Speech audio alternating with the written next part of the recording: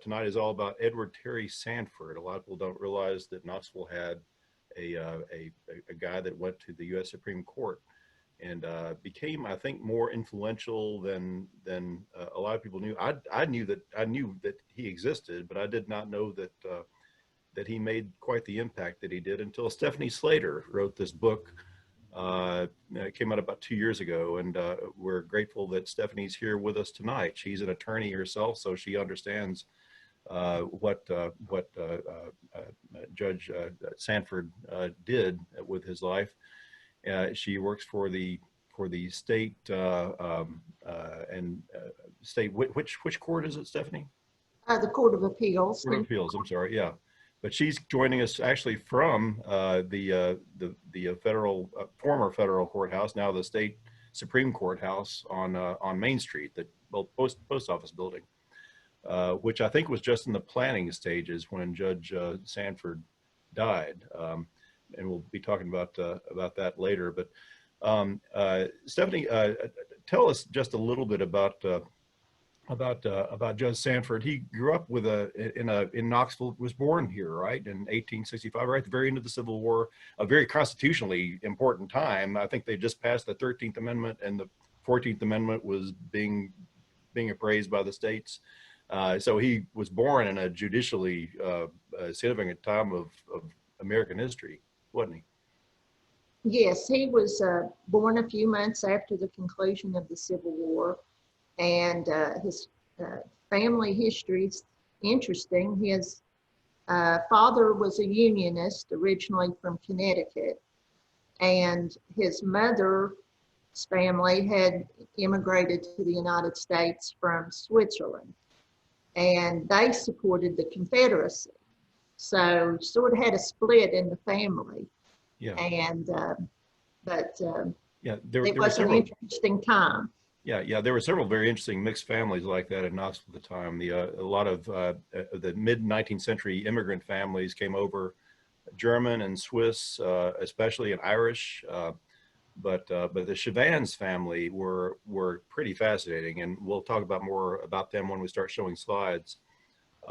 But his father, E.J. Sanford, was a big shot. He came here without that much, but he became a major industrialist, but was also a prominent Republican in post Civil War Knoxville. And I would imagine, it sounds like E.T. Sanford had, by the time he was ready for college, and probably met a couple of presidents who'd come here. Everybody popped in with right to visit with E.J. Sanford. He had entertained Benjamin Harrison. He gave a party for McKinley. Several, yes, he entertained. He would have receptions at his home. Yeah, and his home was at Maplehurst, right? It was the mansion known as Maplehurst, right? Maplehurst, yes. Sanford was raised initially over in the Summit Hill area near where your offices are. Yeah, off Prince and Commerce, I believe, okay. And which Prince is now Market. And so I think it was 1890 was when Sanford moved the family to Maplehurst. Yeah. But very, very prominent Republican and prominent guy in lots of ways. It was a high achieving family. He had two brothers who also one was became a major publisher, one an industrialist. So they were, the Sanford family were big names here. But Edward Terry Sanford went to UT, then went to Harvard, got a couple of degrees, including a law degree, and just went right into the business. Right, he was what did he do first out of when he came out of Harvard Law School? When Sanford first came out of Harvard, he initially when he finished his undergraduate degree, he spent a year in Europe. Yeah. And then he came back and went to law school. And then when he came back, went to law school, then returned to Knoxville. His first job was a summer job with the railroad. Yeah. And then he started with the firm of Andrews and Thornburg. Yeah. Yeah. Yeah. So he went right into the practice of law. Yeah. Yeah. And he was eventually a partner of James Fowler, and right. Yes, And that C.E. Lucky and then James Fowler. yeah, we recently wrote a book about the mayors of Knoxville. James Fowler was once mayor of Knoxville, and I think he was probably the best connected mayor of Knoxville in Knoxville history, because he like E.J. Sanford, he knew presidents, and he could call them on the phone. You know, he knew everybody from Teddy Roosevelt to Taft to you know, all the presidents, Republican presidents of the early 20th century. I think Fowler said he worked for 5 presidents during Wow, yeah, that yeah, period of time. yeah. But he had an office here, but he also worked in Washington a lot too, I guess, right? I'm not sure. Yes. Yeah. But anyway, they were partners. So he kind of, by this time, I think, you know, growing up with his dad, he was kind of used to being around presidents in a way. It seems like that he probably, before he even joined the Supreme Court, he probably met 6 or 7 presidents. In But 1902, I think it was, Teddy Roosevelt came to Knoxville, and E.T. went to Chattanooga on the train to get him, to bring him to Knoxville, and sort of was his tour guide. wow, I'd forgotten that. Yeah, that's great. Teddy Roosevelt was here several times, and he was very popular here. It's surprising people, because he's kind of the most radical Republican in some ways of the 20th century. But anyway, Sanford was a UT alumnus, and he got interested in UT as an attorney and as a educator. Right? He kind of got helped. Did he? UT had a law program of some sort, right? How did Sanford work into that? The law program at UT started in 1890. Mm-hmm. And Sanford graduated Harvard Law in 1889. Uh-huh. So when he returned to Knoxville, he started being an adjunct professor at the law school. When he went on the Board of Trustees, ultimately, he was a big supporter of the law school to assure that they'd get the funding that they needed and the credentials that they needed. Yeah, my impression is he was probably the single most influential person in the early development of UT Law School. Well, that John Neely held that thought that Sanford was one of the biggest supporters of the law school. Yeah. And it doesn't hurt to have a guy who's a future U.S. Supreme Court justice as kind of one of the godfathers of your law school. Yes. Anyway.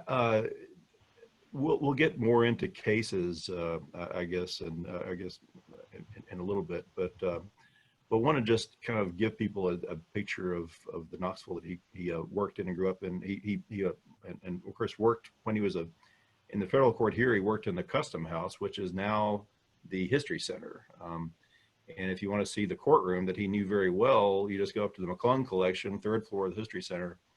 And the reading room is the old federal courtroom, yes. The same room as it was from 1874 to 1932 or something like that. Yes. But anyway, that was his. Did he have an office up there?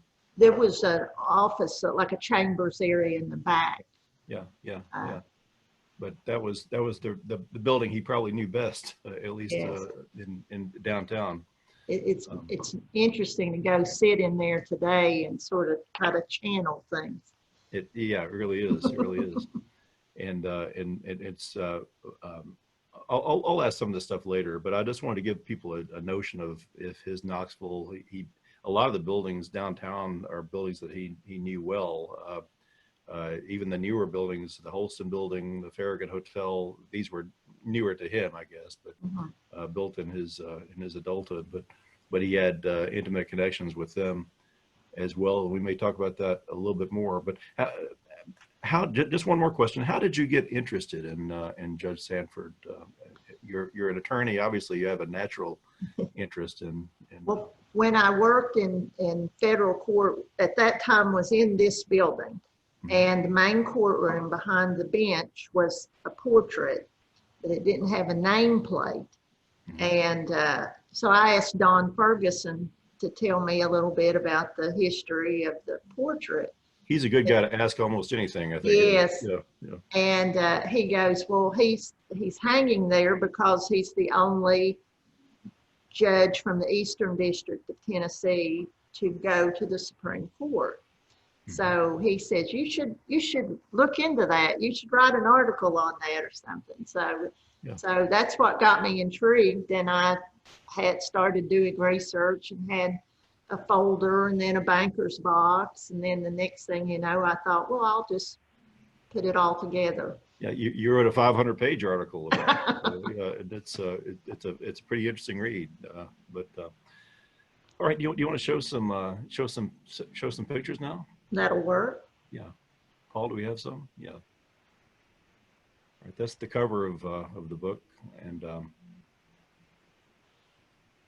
this would be his family. yeah, that's E.J. Sanford with the beard, right? Right. Yeah. And the standing behind EJ would be Emma, who his sister Emma. Sister Emma, okay. And she ended up in Canada, ultimately. Okay. She's the one that transcribed Anna Siobhan's diary. Okay. From the original French. Yeah. And his mother was named Emma too, right? Yes, yes. Yeah. Emma's seated, and then Edward Terry's behind her. And then Alfred is seated beside her. That would be Hugh down in front of Emma, and Louise and Mary. Yeah, yeah. And Emma was, am I right in remembering that she was kind of troubled, right? His mother, well, the father, a lot of people said the Siobhan family was different. Eccentric, I guess, due to the probably cultural differences. But her father had died of throat cancer, I believe. They called it a malady of the throat. Mm-hmm. And then she'd had so many children, and then to lose two during the war. And then it was just like within the year after her mother died that she was taken to Battle Creek, Michigan, to the sanitarium there. Yeah. Well, they look fairly happy here by Victorian standards. They didn't smile in the Victorian era, but they look comfortable. Well, I guess the affluence made it easier. Yeah. All right. The next one. All right. Which house is this? Is this Melrose? This is the Woodruff Mansion. Woodruff, okay. Now, where Hoskins Library is at UT, this house was there before they tore it down for Hoskins Library. Okay. This is the home of the woman that he married, right? Right. This is W.W. Woodruff's home. And W.W. Woodruff had come to Knoxville after the Civil War, had been in the Union Army that came through Knoxville. And so after the war, he decided to come back to Knoxville and became very successful. And within, I think, 15 years of starting out after the war, he had built this mansion across the street from the hill. Yeah, and if y'all know the Woodruffs, the brew pub and the Woodruffs building on Gay Street, that was his business. It was began as kind of a hardware store, but kind of evolved into a furniture store over the years. Now, after Sanford returned to Knoxville from his time with the Department of Justice and became the district judge, he lived in this house with his wife and his father-in-law. Yeah. Because I'm assuming during that time that he went to Washington, his other home had been sold. Yeah. So they returned to this house. And the carriage house is still there would be on the left if it were in this picture, right? Yes. Yeah. That's still there in the corner of James Agee and White Avenue. Yes. Yeah. But this was torn down probably in the 20s, a long time ago, wasn't it? Well, it was sold to, I think W.W. Woodruff passed away 1926, I believe, and the heirs sold it to the University of Tennessee for like $60,000 at the time. Mhm. And so UT used it as a women's dormitory for a period of time. And then they demolished it to build the library. Okay, that's right. Yeah, yeah. The Hoskins Library. Yeah. Yes, the Yeah. Okay. Hoskins Library. Yeah. All right. Let's look at the next one. Now that would be an aerial view of how big that house was and how much territory it took up there. Yeah. This, I'm assuming this picture's taken from the view of Ayers Hall. So, yeah, either there or an airplane right above it, maybe. Yes, But, yes. yeah, but 1920s probably, because this was gone by the early 30s. Yes. And it's kind of surprising to see that big building back there. I didn't realize Fort Sanders Hospital was so big, but at that early time. I think that they started building that probably in the 1920s. They did, but I didn't know it was so. I didn't know it was so tall. I didn't know it was that big at the time I first saw this picture. No.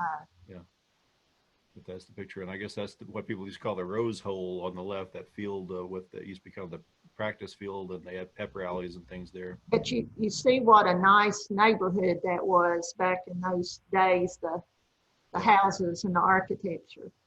Yeah, yeah, yeah, yeah. All right, next one. All right, here's him as a young man. I guess he's an attorney at this point. It looks pretty serious. That was his Harvard picture. Okay, yeah, all right. And yes, that picture is frequently used back in the day when he first went on the court to, do you know who this man is? And they would say, this is the justice on the U.S. Supreme Court. Yeah. But that was his Harvard picture. And while he was at Harvard, he would write articles back to the local newspapers about little vignettes about missing East Tennessee. And that one was where he had seen a East Tennessee, Virginia, and Georgia train car on a side rail. And he just endeared himself to the locals with those little communiques from Harvard. He started a Southern club while he was there too. I thought that was interesting. So, a little bit of homesickness. Yeah, yeah, yeah. All right, next picture. All right, this is a guy that I like to talk about. This is his uncle, right? Yes. Albert Chauvins. I believe was he born in Switzerland and came over? He was born in Switzerland. Came as a very small child. But he was an extremely eccentric thinker. And I wrote about him for Metropulse back in the 90s and had the impression I was probably the only person in the world that ever heard of him. But I've since found out he seems to have kind of a cult following today. He wrote a couple of novels, kind of futuristic, utopian, very controversial, and I think you could say socialistic novels. Socialistic and racy. But in the 1890s, called about a place called Socioland, which was in Africa, where all the genders were equal, and it was there were. I haven't read. It sounds like you might have read them. Have you read the novels, or I've just read about them?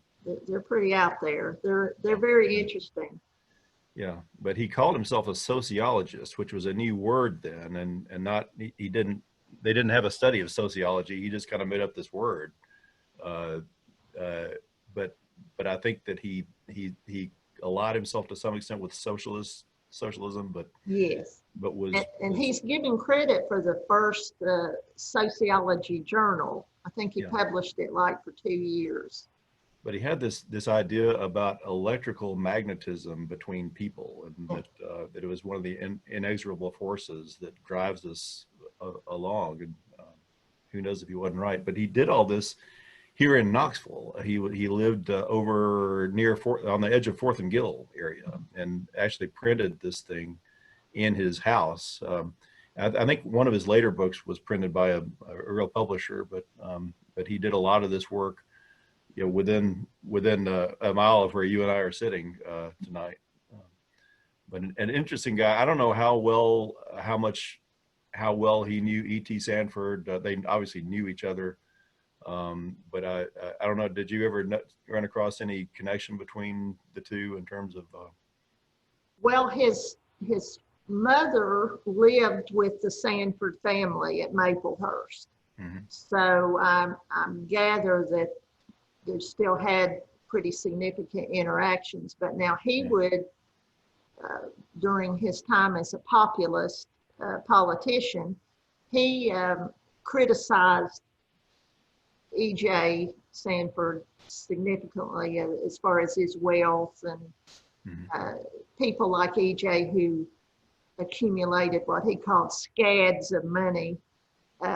So they probably weren't on the best of terms, but I do think they crossed paths. Yeah. Some later members of the Chavans family, including the mayor, there's a mayor, Ed Chavans, I think in the 1940s, yes. Who was originally aspired, I think, to be a professional singer, but then became a mayor instead. But he and also had a lumber company, Chavans Lumber. But he was he tried to distance himself a good deal from. Some people still remember Oliver Chavans, and he said, "Well, I'm a Republican. I'm not like him." But, and this was during the. Yeah. Albert served in the Home Guard during the Civil War too, before he went to New York. Yeah. Wow. Yeah. He was he was a kid then, I guess, right? He was a teenager practically. Yeah. Yes. Yeah. But interesting fellow, just one of many of the interesting Knoxvillians that I think people should know about. So I appreciate your including this slide, even though it's a little bit off register from your main. Well, I believe when you look at the body of Edward Terry's work and life, you sort of see a little bit of Albert Chavan in there.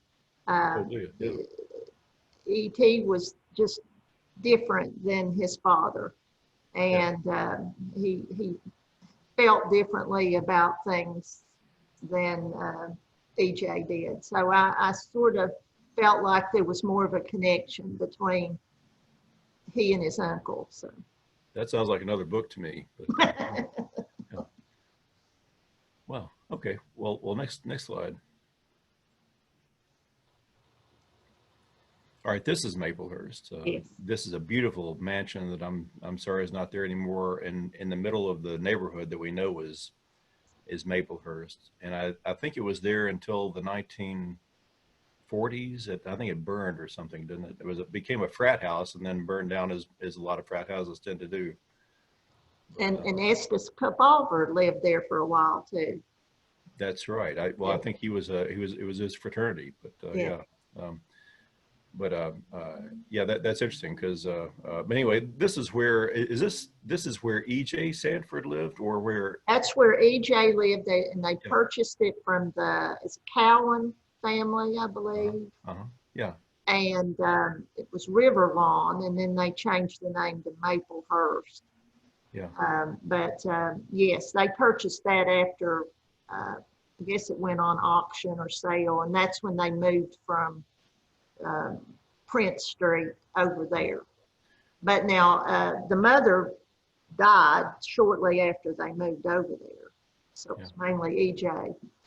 Yeah, beautiful place. For those who don't know, Maplehurst is a little pocket neighborhood behind where the Church Street Methodist Church is, the big, impressive church that's actually on Henley Street. But this was very close to where the Methodist Church is now. Now, after E.J. died in 1902, I think it was one of the Chamberlains was named guardian for Louise to continue to live there. Okay. Till they got ready for the estate to sell it. Yeah. Yeah. All right. Well, next one. Okay, these distinguished looking gentlemen. This looks. I'm looking at this for the first time, but I'm pretty sure this is the Supreme Court, right? Yes, that would be 1924. And that would be when Sanford was the newest member of the court, because Judge McKenna is still on there. Yeah. Harlan Sanders came on in 1925, and so Sanford then moved up to the not the new kid on the block, but number 8. Yeah. Yeah, this was, he was, might as well talk about it now. He was working as a federal judge in Knoxville when he was selected by the Harding administration, right? Yes, and it was the last, Edward Sanford was the last Supreme Court justice selected straight from the district court level. Okay. There's not been one since. Oh, no kidding. How about that? Yeah. So normally they've come from the circuit courts. Yeah. But he was called up, and some people think James Fowler might have had something to do with recommending him for the job. Is that right? James Fowler? Yes, James Fowler and Doherty had a lot to do with it. Doherty was Harding's Attorney General. Attorney General, that's right. Yeah, and we a lot of us know that name from the Teapot Dome scandal, but yes. Which was that was the is this 1920? Is it 23 that he was brought up? He was brought up in the beginning of 1923. Yes, yeah. And Harding died not too long after that. That's right. That's right. And so this would have been the Coolidge administration. He's gone to the White House here to meet with President Coolidge. Yeah. But look at this and consider the company he kept there. Even if you don't follow the Supreme Court stuff, you know some of these folks. He's on the far right in the top right. The third guy from the right is Oliver Wendell Holmes, if I'm not mistaken, right? And next to him is William Howard Taft, who is a former president, the only president who later had a more important job than president, I think, after he was president. But Chief Justice of the Supreme Court. And I think that's Brandeis. Brandeis. Yeah, so that some very well-known and legendary justices that Sanford went to work with every day. Now, missing from that photo is McReynolds, Justice McReynolds, because he would never go anywhere with Brandeis. Yeah, he would not be seen in a room or at any event with Brandeis. I'm not sure Brandeis wanted to be seen in a room with him either, right? But yeah, Brandeis was Jewish, right? Was that the reason? Brandeis was Jewish, and McReynolds was very racist. Yeah.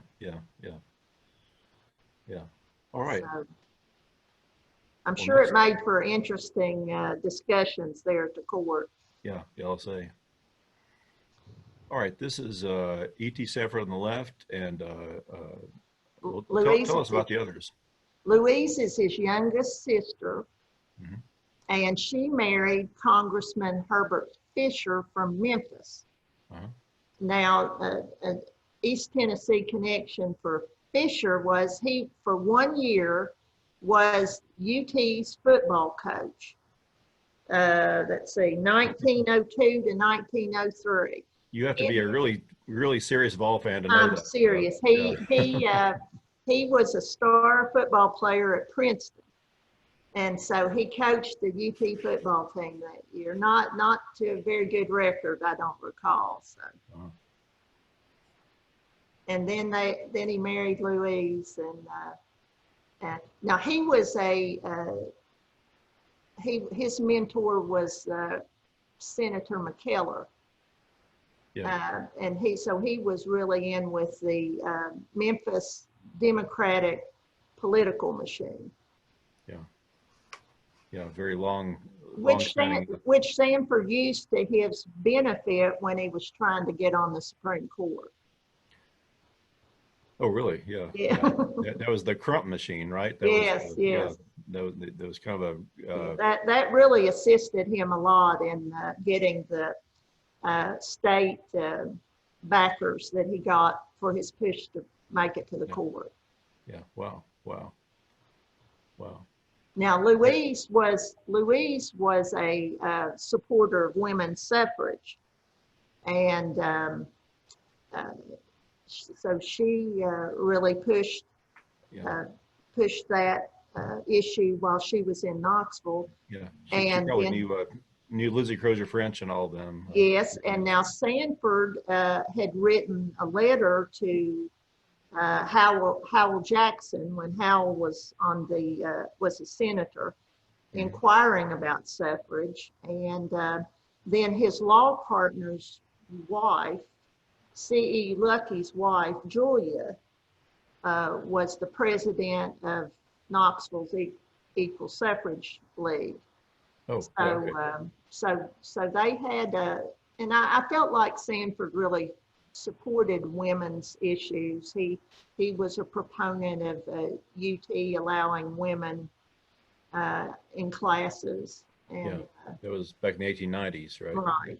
Yeah. So, and then It to was, have two daughters, I guess yeah. he was seeing the writing on the wall for the future. Yeah. Yeah. So he didn't necessarily make any decisions related to suffrage, but, Um, no, in 1922, the U.S. Supreme Court had a case called Lesser versus Garrett, and they found that the 19th Amendment was constitutional. It had been challenged by a lawyer in Baltimore, but the Sanford wasn't on the court yet because yeah. that was right before he went on.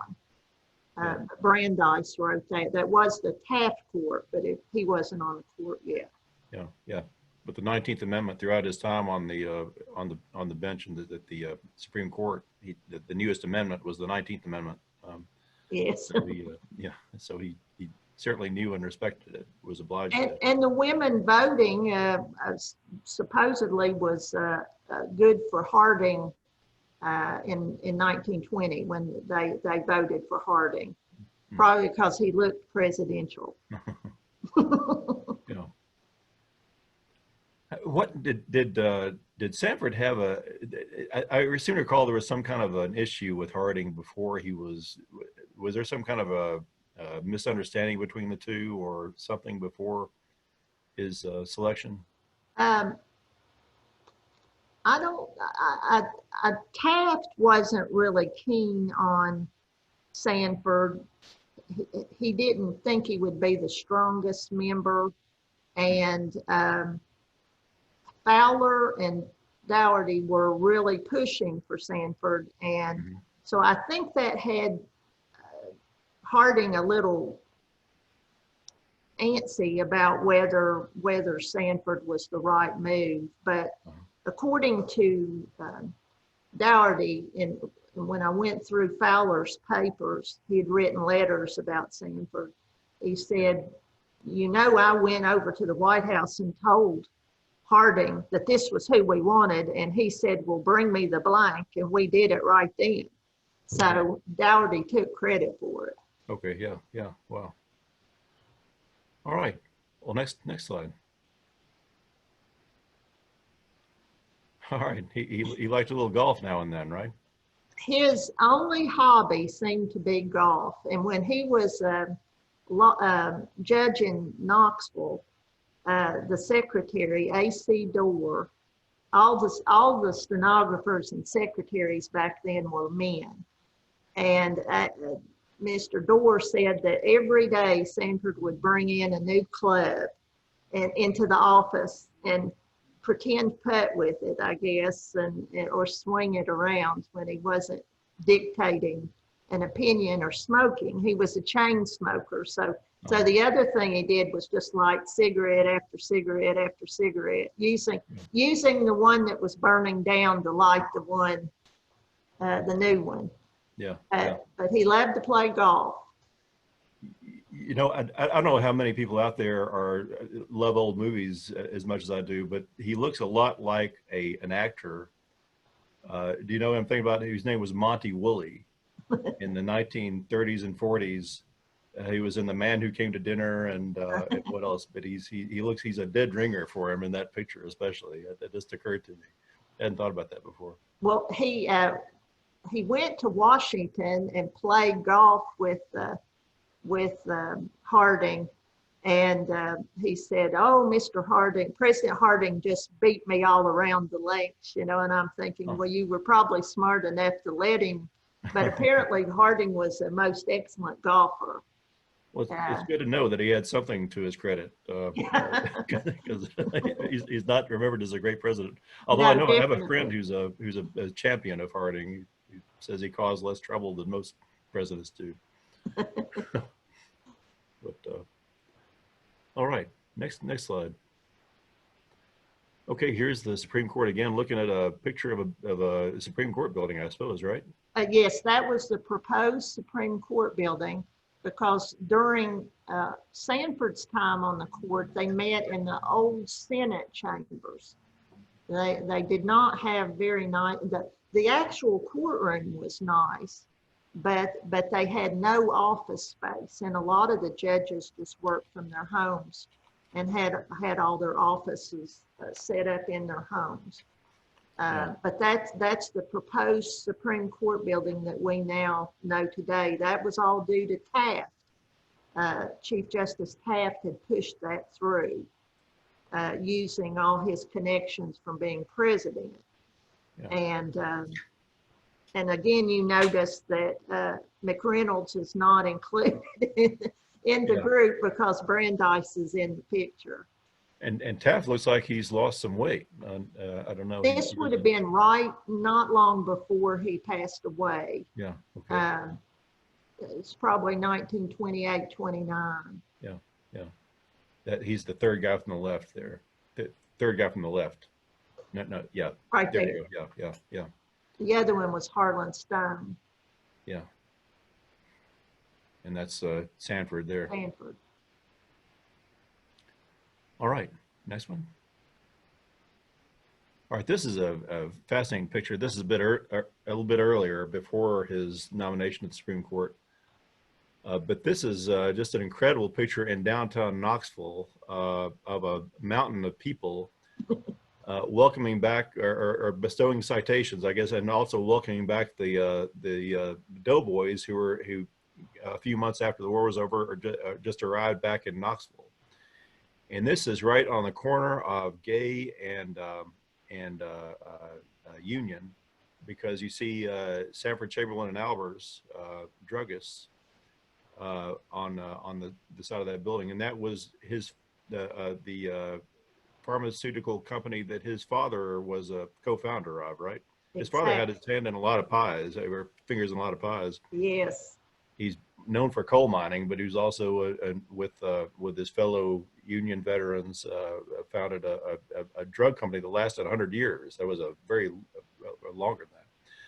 But this is a big reviewing stand, just a pile of people, amazingly. I don't know if this was the day that they had tables set up and down the streets downtown for the returning doughboys. But I think I see Sanford in the middle of that. Honestly, I said, do we know where he is? There, yeah, there he is. There he is. Right dead center. Yeah, he's easy to pick out. And yes, his war effort was being a 4-minute man. The push for war to sell the Liberty Loan bonds, and of course, another Knoxville connection to that would be McAdoo, who was the one who conceived the Liberty Loan program for Wilson. William Gibbs McAdoo from Knoxville, who was one of the most influential Secretary of the Treasury in U.S. history. He oversaw the founding of the Federal Reserve Board while he was there, but he was also kind of in charge of the whole home front during the war. He was just an amazingly busy guy.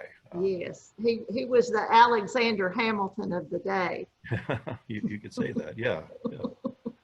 Now, General Tyson is supposed to be in here somewhere, but I'm not sure. He's most famous according to the thing. Is that him there? I'm thinking it might be him with his back to Back us. to the crowd. It could be, yeah. Could be. But now Tyson was a partner with Sanford for a while in the law firm. Tyson had come to the University of Tennessee to teach military science, and then the Spanish-American War started, and he left to spend his time in Puerto Rico for a while. And then when, he was only in the firm, I think, for like 2 years. He was military governor of Puerto Rico. Yes. Like the only Knoxvillian who's ever been governor of Puerto Rico, certainly. But his house is still standing on UT campus. I didn't know that he was a lawyer too. Is that? Well, he had read the law while he was in the military, and then when he taught at UT, and he got a degree from the UT Law School, and then was working with Sanford and Lucky in the law firm until the war broke out, and then he left for the war purposes. How about that? Okay, well, neat. Well, I just like that picture. It's hard to picture us doing something like that today. I just think it's funny for Sanford to be right smack in the middle, and there's his father's business, and just he knew he was a man who knew how to be in the right place at the right time. You're right. Yeah. All right. Okay, well, here was, we come to the end of his life. He had been on the court only 7 years, which is, I think, only about half the average tenure of a Supreme Court justice, when a tragic coincidence, well, tell us about that day. I'll let you. Well, he was on his way to the birthday party for Justice Holmes, and but he had a toothache, and he stopped in at the dentist. This was a Saturday, and they pulled the tooth, and the dentist said he couldn't get it to stop bleeding, and Sanford went into another room and apparently collapsed, and they called the doctor. And the doctor said, we'll take him home, and they took him to where they lived. And he died like 12 o'clock, just about the time that he was supposed to be at the birthday party. And they said as they were taking him away, carrying him away, he kept saying 12 o'clock, 12 o'clock, 12 o'clock. Oh. Apparently thinking about that birthday party, that he was supposed to be at the birthday party. What was the cause of death? It wasn't loss of blood, was it? No. Apparently he had some issues where he had been passing out, and his doctor said that he had uremic poisoning, which is when your kidneys aren't working properly. And during that time frame, they just didn't have treatments for things like that. Diabetes, they didn't come up with insulin until 1922, I think. Yeah. So he just kept going and pushing himself. And when I went to Washington and at the archives, National Archives, there in the Willis Vandebanner files, he had letters that he had written to people saying, I knew there was something wrong with him. He was so gray and ashen looking. But when you would ask him what was wrong, he said, oh, I'm fine. So I just guess he thought he could work through it. Didn't realize the extent of what a problem he had. But probably the infected tooth mixed with everything else going on went to his heart, and maybe like a little heart attack that as a secondary cause of what happened.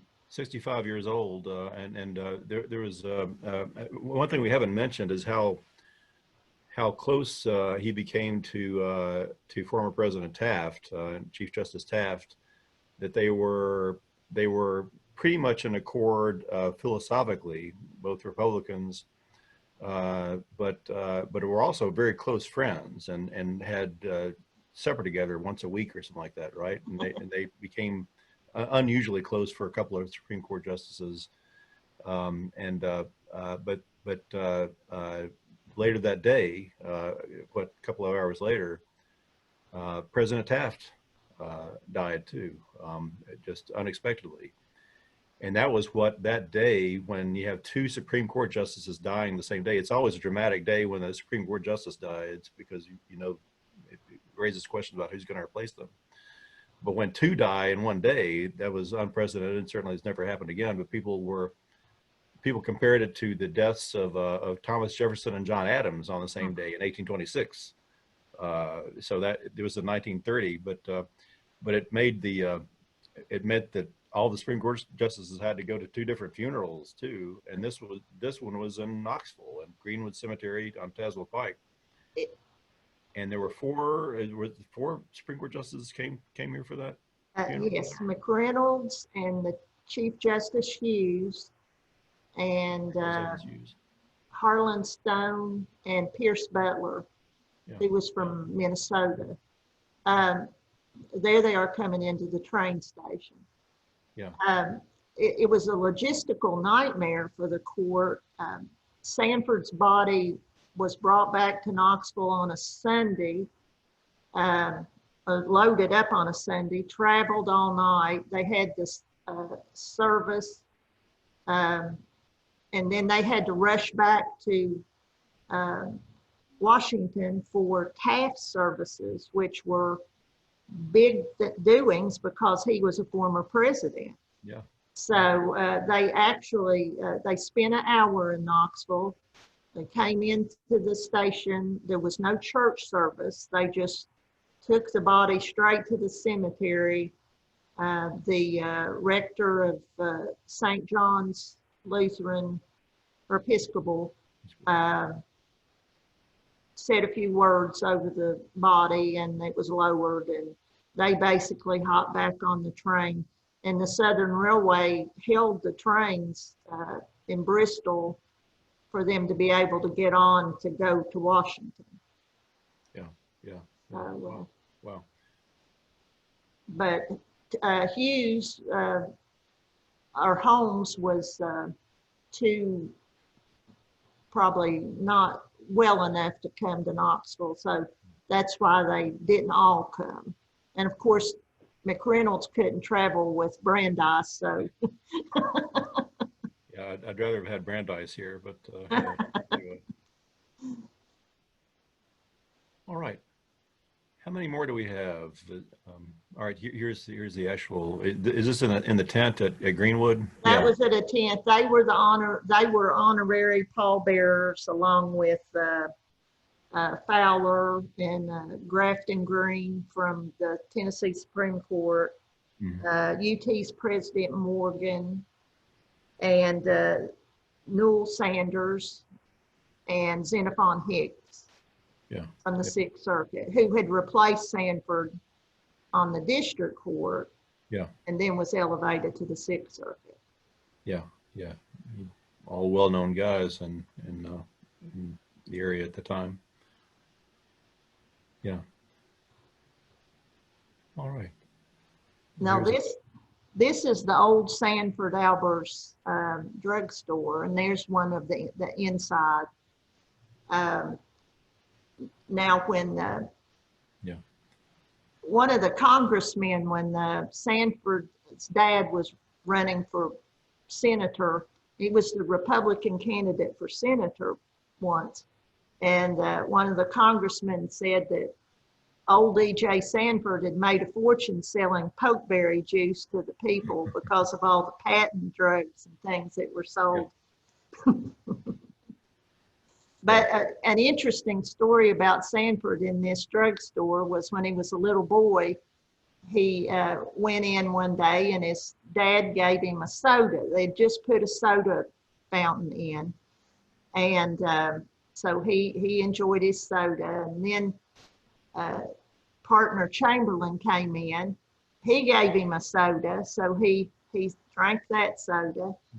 And then A.J. Albers came in later and gave him another one. Well, by that point, he was so sick to his stomach, but he always would tell people what a banner day it was. Yeah. By the way, that building is still there. It's the Black Horse Tavern. And it's the oldest building on the block because all the other buildings burned down in 1897, all the other buildings on the block. And the reason it's a short building is that when they built it in 1872 or so, they were not building tall buildings. So all the buildings that were replaced, the buildings that were burned down were much taller. So that's why we have an oddly shorter building on the very corner. All right, here's an early law calling card, I guess. Yes, and now there was C.E. Lucky. They were in that location, and then ultimately they moved to the Empire Building, which I think was where like the Man in the Boat is now on that. It was corner. Near there. Yeah, it faced Market Street. Yes, it was one of the biggest buildings ever built on Market Street, and probably in the late 1890s, 1900s, something like that. The first building in Knoxville to have an elevator, by the way. Mm-hmm.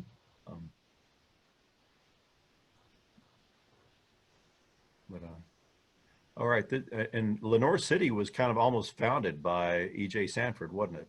Exactly, and you know what's so interesting is when you talk about Siobhan and his utopian dreams, and here's E.J. Sanford desiring to create a utopia of his own with no alcohol and utilizing the resources that he could have pulled in from Coal Creek mining and manufacturing into Lenoir City to provide all the assets and natural resources needed for this city.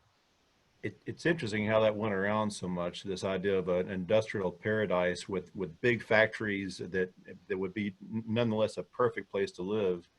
And Lenoir City and Harriman was the same way. And I think Middlesbrough, Kentucky, and that area up there were all kind of in the same era and had this idealistic dream behind it, but we're there mainly to make a lot of money too.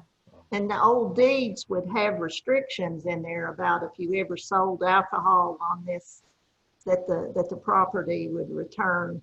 Yeah. It's just fascinating what they, but that, you know, was during Prohibition and. Yeah.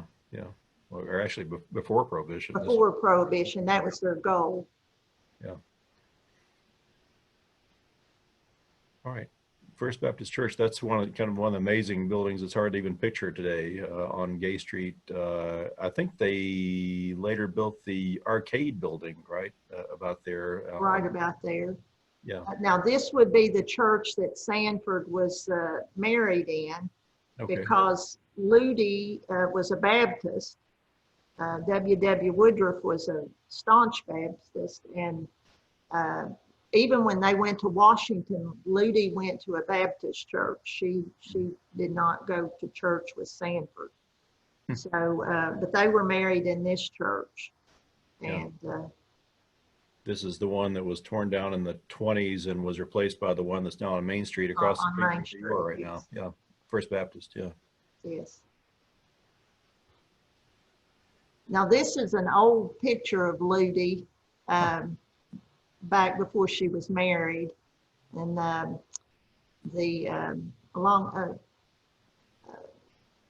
she was very active in the community, played lawn tennis and did plays at Staub's Theater and was always known as quite the hostess. You'd find articles written about that she had had a reception at her father's home.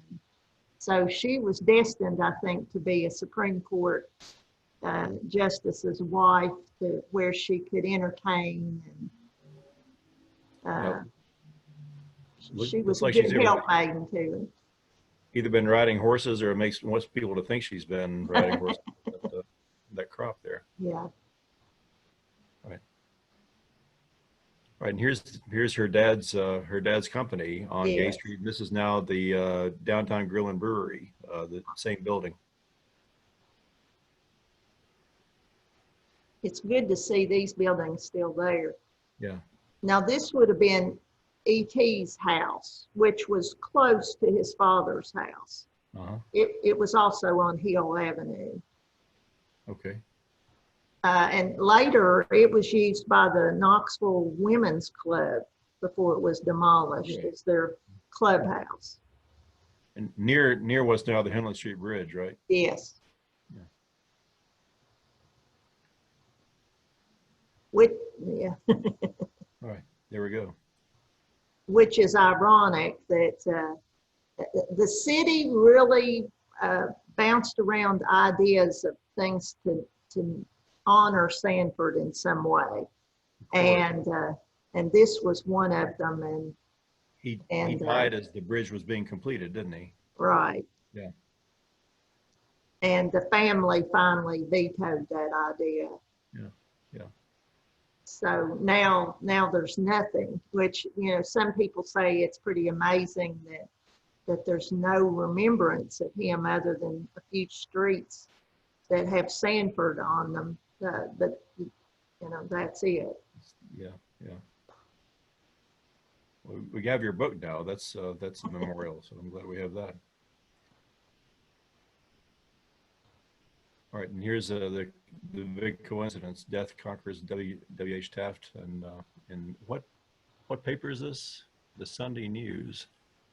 I think that was probably one of the Washington papers. Yeah, just an amazing coincidence. The two Supreme Court justices and two who were so close would have died of completely unrelated causes the same day. They said that Sanford would visit with Taft go by the house every day practically to check on him while he was ill. Oh. And so that's what made it such a surprise when he just dropped unexpectedly. Yeah.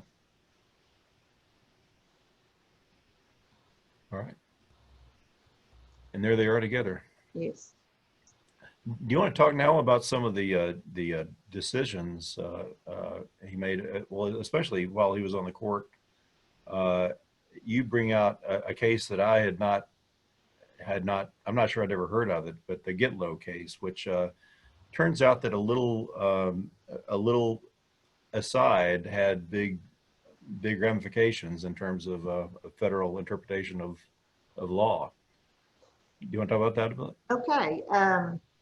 Well, even up until 1922, his predecessor on the court, Pitney, had written a decision that stated that the Bill of Rights, the first part of the Constitution's amendments, did not apply to the states. So First Amendment protections were only utilized against federal interference, not state. So the state could pretty much do anything it wanted to, especially through its police power. And what Gitlow did was, even though he found that the defendant was guilty and that New York had a right to prosecute him, he made a statement in that case that the 14th Amendment did incorporate the First Amendment right of free speech. So that's what we call the incorporation doctrine. And once that decision came out, it took a while for some of the folks, the pundits out there, to say, whoa, wait a minute now. Did they really mean what they said? Yeah. And then shortly thereafter, he comes out with Whitney, and Fisk versus Kansas, Whitney versus California, that said it again, that we find that the 14th Amendment due process clause incorporates those first 10 amendments. So that started this avalanche that later the Warren Court took and pretty much incorporated most of the Bill of Rights and applied it against the states. Yeah. And the 14th Amendment was passed just after the Civil War, and I always like to remind people that Tennessee was the third state in the entire nation, North and South, to pass the 14th Amendment, mainly thanks to Parson Brownlow, but the third state to agree that in this context, it was black and white people had equal protection under the law, which was a radical new idea in the 1860s. The radical Republicans.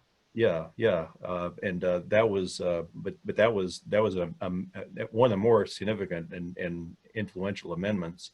But it just applied. But a lot of the Jim Crow states could get away with stuff because they thought it didn't apply to them exactly. That they could work through state government and get around it, right? And one of the main justices, as the southern states started applying more and more restrictions to not give minorities due process, Justice John Marshall Harlan was the lone dissenter on all those Supreme Court cases, Plessy versus Ferguson, and those that said, we need to incorporate all these amendments of the Bill of Rights. And Sanford appears to have been quite a devotee of John Marshall Harlan. And in fact, Harlan was one who wrote a letter to Teddy Roosevelt to put Sanford on the court. And I actually held that in my hand when I went to Washington at the archives. Wow. And this was to put him on just a federal court, but long before he was a Supreme Court justice. Right. So, and I've always felt, Sanford always sort of acknowledged that debt to Harlan by being the one that sort of triggered that incorporation doctrine, which is what Harlan had always proposed and backed all those years, but had never had the votes to pull it off. Wow. So what in essence Gitlow did, it didn't say much in the actual decision, but it triggered that incorporation in which, any old states' rights backer would not like that decision. So he's considered conservative, but that's kind of a progressive move that was made there that it's not a states' rights position to say that the federal government can have more control. It's before the states could get away with anything, and now they were limited. Yeah, fascinating. But we can think of him as a very, very quiet and kind of indirect civil rights hero, maybe. But wow. All right. Well, next one.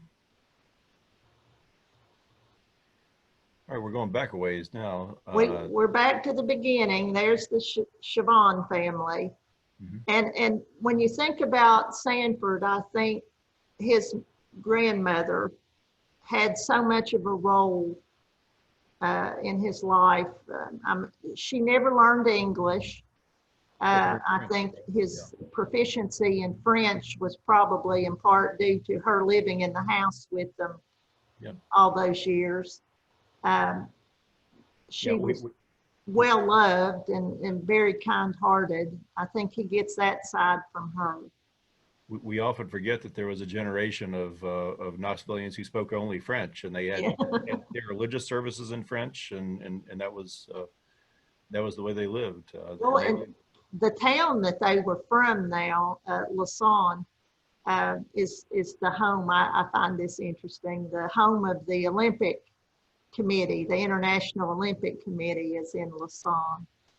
And another famous the daddy there, Adrian Chavon, was a graduate of the Academy of Lausanne, and another famous graduate was Benito Mussolini. Huh.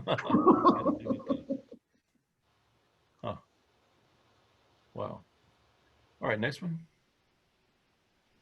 Okay, well, that's our show next time. But I want to talk a bit about a couple of things. One, another case that you talk about in the book that he came down on I guess what we would consider the right side of today is a decision he made in the maybe more dramatically in the before he was a Supreme Court justice, the ship case in a Chattanooga. It was a Chattanooga lynching issue, right? Yes, he was on the Department of Justice then, Assistant Attorney General, and they sent him to Chattanooga to prosecute the sheriff of Hamilton County for allowing the lynching of a young black male accused of rape of a white woman on the Walnut Street Bridge. And so the Supreme Court decided that it had original jurisdiction, and which, you know, normally they're appellate jurisdiction, but they decided they were going to have a trial because they had sent a writ to the sheriff telling him that he was to protect the prisoner until he had a chance for further appeals. And because the sheriff had defied that writ, they decided to conduct a trial in the Supreme Court.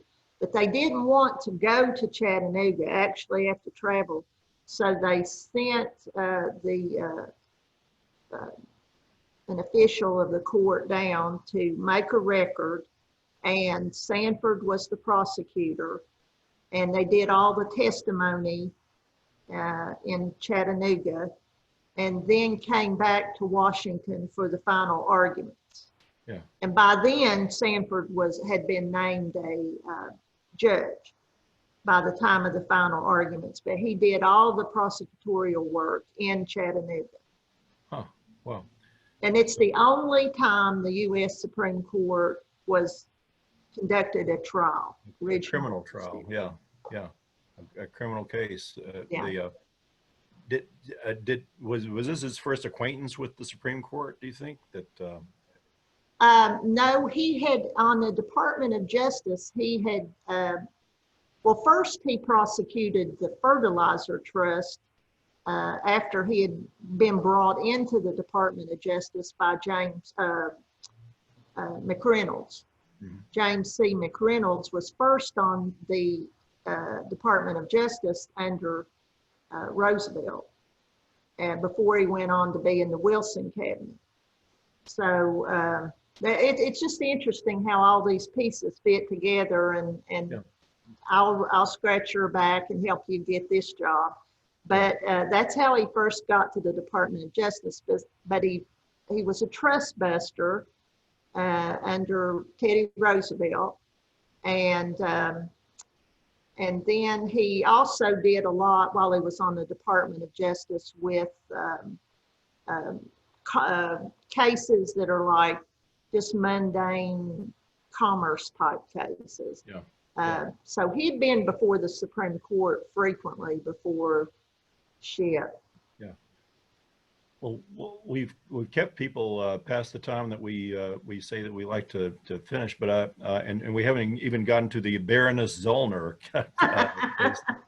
I think he, I guess, in brief, interrogated one of the very few German spies to be apprehended in this region during World War I.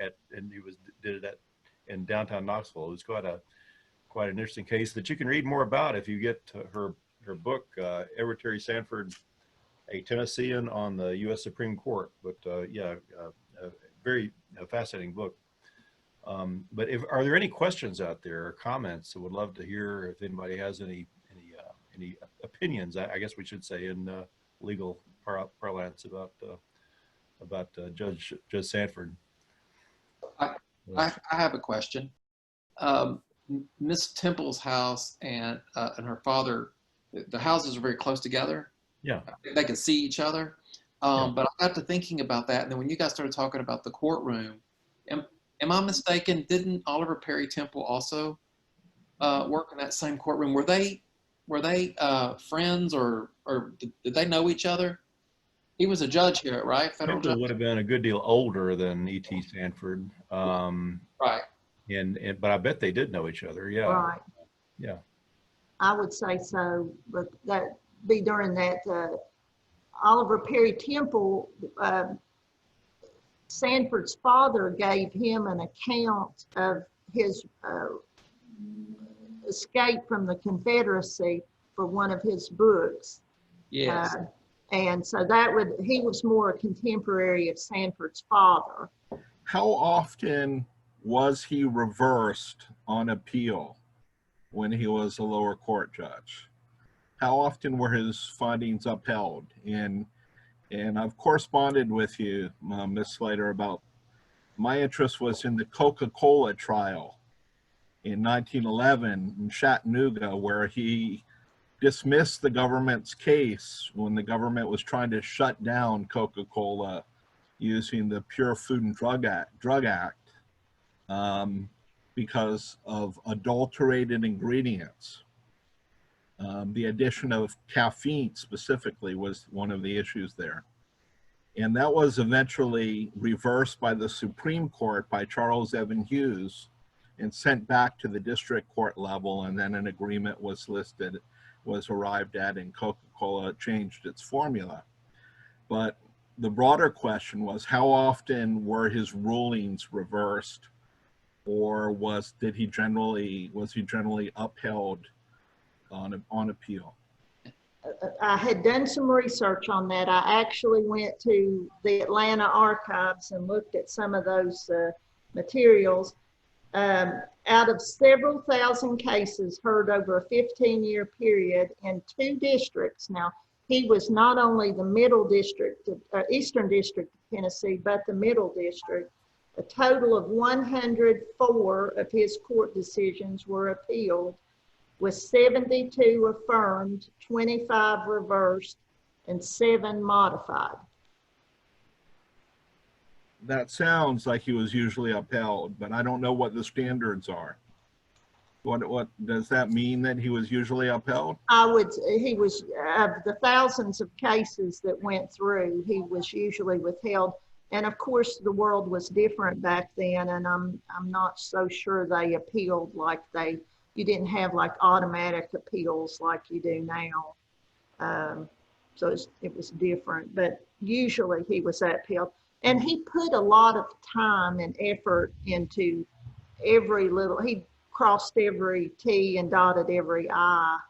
In fact, a lot of the lawyers, he would make them redo their paperwork until it was as near perfect as possible. And he held himself to the same standard. You mentioned that he was very careful and thoughtful and deliberate. Yes. Okay. And he perhaps also can claim to be the man who saved Coca-Cola based on that 1911 ruling. I think you may, I've seen that comment made several times that, Wow. And he sure was well thought of in Atlanta after that decision. I'm Yeah, sure. the next edition of your book should have the man who saved Coca-Cola. And they'll sell 1 million copies. Thank you. Thank you. Any other questions?